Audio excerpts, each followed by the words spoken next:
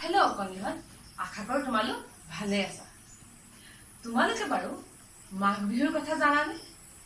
নিশ্চয় জানা। তোমালোকে মাঘ বিহুত বিভিন্ন ধৰণে ফূৰ্তি তামাচাও কৰি পাইছা, নহয় জানো? সেইকাৰণে আজি মই তোমালোকলৈ লৈ আহিছোঁ তোমালোকৰ সপ্তম শ্ৰেণীৰ ইংৰাজী পাঠৰ পৰা দ্বিতীয়টো পাঠ, যাৰ নাম উৰুকা এডভেঞ্চাৰ। এই উৰুকা এডভেঞ্চাৰ নামৰ গল্পটো আজি মই তোমালোকক অসমীয়াত কৈ শুনাম। তাৰ আগতেই মই তোমালোকৰ লগত সৰু সৰু দুটামান কথা জানিব বিচাৰিছোঁ।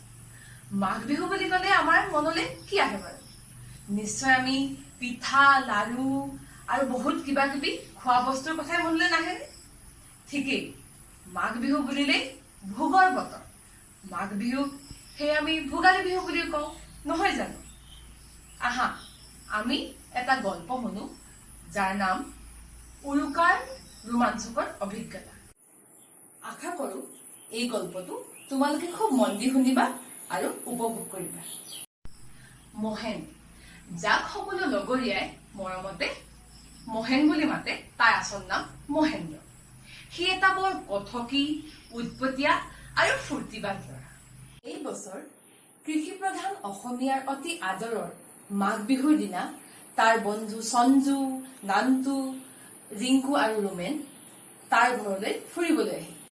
সিহঁতৰ মাজৰ আটাইতকৈ ডাঙৰ সঞ্জুৱে ক'লে যে আমি এইবাৰ মাঘ বিহুৰ দিনা ৰাতি যেতিয়া সকলো টোপনি যাব, আমি বেলেগৰ বাৰীৰ পৰা শাক পাচলি চুৰ কৰি আনি থৈ দিলে পিছদিনা আকৌ এটা ভোজ কৰিব পাৰিম।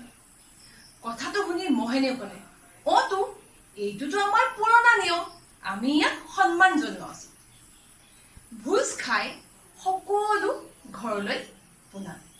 মাত্ৰ সিহঁত উৎপতীয়া পাঁচটাহে সেই ডাঙৰ জুইকুৰা পুৱাই ভেলাঘৰতে বহি থাকিল। মাজনিশা সাৰ পাই মহেনে সিহঁতৰ আঁচনি অনুসৰি গোটেইকেইটাকে নিজৰ কামত লাগিবলৈ নিৰ্দেশ দিলে। সিহঁতেও বাকী কাৰোলৈ বাট নাচাই চিধাই সেই ৰাস্তাৰ সিটোমূৰে থকা শান্তিৰামৰ ঘৰলৈ বাট ল'লে। শান্তিৰাম অৱসৰপ্ৰাপ্ত সেনাজী। তেওঁ পাচলি বাৰীত কাম কৰি বৰ ভাল পাইছিল। তেওঁৰ পাচলি বাৰীখন বন্ধাকবি, বেঙেনা, গাজৰ আৰু অন্যান্য শাক পাচলিৰে উপচি আছিল। সিহঁতে মনে মনে নগলা খুলি বাৰীৰ ফাললৈ সোমাই গ'ল। হঠাতে মহেনে ক'লে, আমি যে পাচলি নিবলৈ পলিথিন এটাও নানিলো, কিহত নিম পাচলি? হাতত যি ধৰে লৈ যাম আৰু, হ'ব দিয়া, লগৰ কেইজনে ক'লে। জয়াল জানুৱাৰী মাহৰ ঠাণ্ডা নিশা, তাতে ফেঁচাৰ নিউ নিউ চিঞৰটোৱে পৰিৱেশটো আতংকময় কৰি তুলিছে। সিহঁতৰ প্ৰত্যেকেই ভয় খাইছে যদিও কোনেও কিন্তু চকুত দেখাই দিয়া নাই।